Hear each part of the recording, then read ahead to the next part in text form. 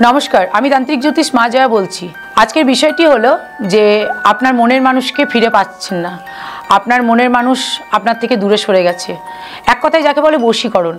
আপনি আপনার মনের মানুষকে ফিরে পেতে চাইছেন, আপনার মনের মানুষ তৃতীয় ব্যক্তির কাছে চলে গেছে, বা আপনার মনের মানুষ আপনাকে আর চাইছে না। অনেক ভালোবাসার কথা বলে আপনার সঙ্গে সারা জীবন থাকবে বলে অনেক প্রতিশ্রুতি দিয়ে সেই এখন আপনার থেকে মুখ ফিরিয়ে নিচ্ছে। এই মানুষটিকে আপনি যদি ফিরে পেতে চান, আপনি বাড়িতে বসে এই ছোট্ট ক্রিয়াটি করুন। সামনে মহালয়া অমাবস্যা আসছে, বা যে কোনো পূর্ণিমাতেও করতে পারেন। এটি অবশ্যই খেয়াল রাখবেন, এটি শুক্রবার করার চেষ্টা করবেন। মানে অমাবস্যা পূর্ণিমার পর যে শুক্রবারটি পড়বে সেই শুক্রবার করার চেষ্টা করবেন। শুক্রবারের দিন আপনি বাজার থেকে একটি গিলা কিনে আনবেন।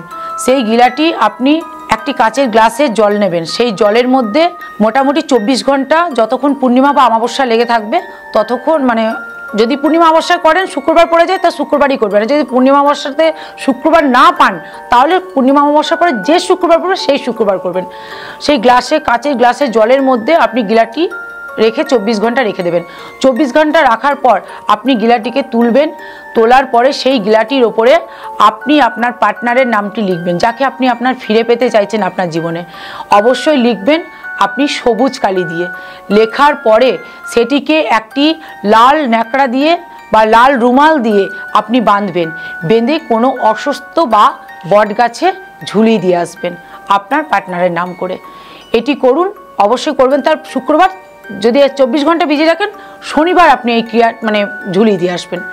দেখুন আপনি অবশ্যই সুফল পাবেন এবং আপনার মনের মানুষকে ফিরে পাবেন।